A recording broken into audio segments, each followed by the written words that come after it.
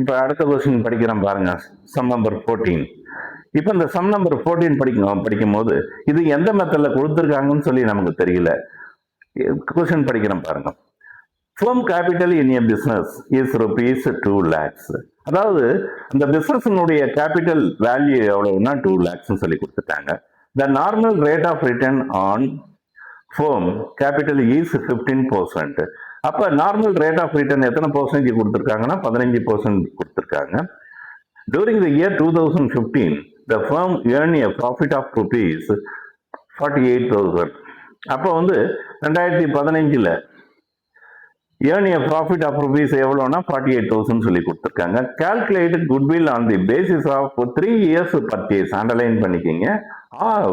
எந்த மெத்தட் கேட்குறாங்கன்னா super profit method கேட்குறாங்க. இப்போ சூப்பர் ப்ராஃபிட் மெத்தடு நம்ம வந்து ஃபைண்ட் அவுட் பண்ணுறது, இந்த கணக்கை ஃபைண்ட் அவுட் பண்ணுறதுக்கு முன்னாடி நாம வந்து அந்த ஃபார்முலா ஸ்டெப்ஸை நம்ம பார்த்துப்போம். அதை அப்படியே எக்ஸ்பிளைன் பண்ணுறேன், இங்கே பாருங்க. Super profit method. இப்போ ஆவரேஜ் ப்ராஃபிட் கண்டுபிடிக்கிறீங்க. எப்பொழுதும் உள்ள மாதிரி தான் டிபின்னு போட்டிருப்பாங்க. That mean total profit. Total profit divided by number of years. அடுத்தது பி. அங்க பொறுத்த வரைக்கும் ஆவரேஜ் ப்ராஃபிட் மெத்தட்ல பில வந்து குட்வில் வந்துருவீங்க, நேரடியாக ஆன்சருக்கு வந்துருவீங்க. இங்க பொறுத்த வரைக்கும் B normal profit find out பண்ணணும்.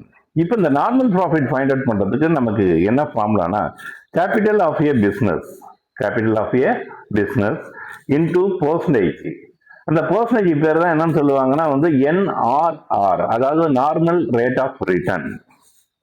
அடுத்தது சி, மூணாவது சூப்பர் ப்ராஃபிட் வரீங்க. சூப்பர் ப்ராஃபிட் வரும்போது அதாவது ஏபின்னு கொடுத்துருப்பான், that's mean average profit, minus என்பின்னு கொடுத்துருப்பான், தட்ஸ் மீன் வந்து நார்மல் ப்ராஃபிட். அதாவது ஆவரேஜ் ப்ராஃபிட்லேருந்து நார்மல் ப்ராஃபிட்டை மைனஸ் பண்ணணும்.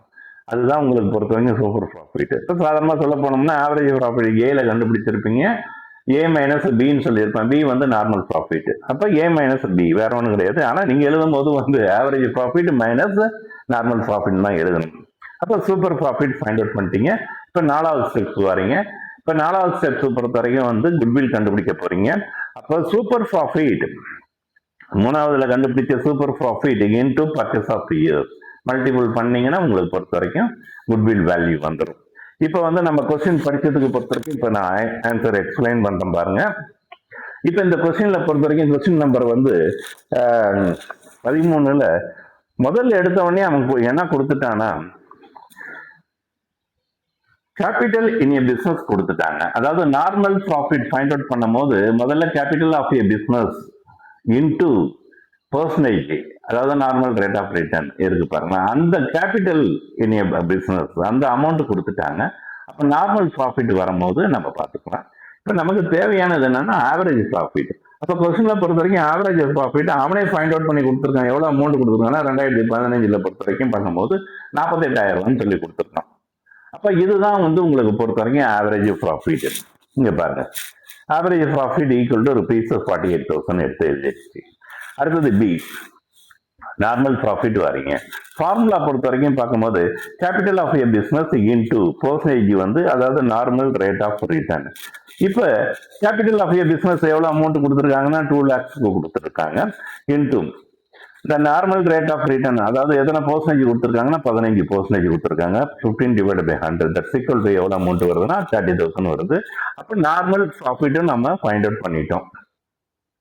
அடுத்தது 3வது வர சூப்பர் ப்ராஃபிட். சூப்பர் ப்ராஃபிட்டுக்கு உங்களுக்கு ஃபார்முலா என்ன சொல்லியிருக்கேன்னா average profit minus normal profit. Average profit கொஸ்டின்ல 48,000 கொடுத்துருக்காங்க, ஏல போட்டிருப்பீங்க, மைனஸ் நார்மல் ப்ராஃபிட் அமௌண்ட் பொறுத்த வரைக்கும் எவ்வளோ ஃபைண்ட் அவுட் பண்ணீங்கன்னா 30,000 ஃபைண்ட் அவுட் பண்ணீங்க.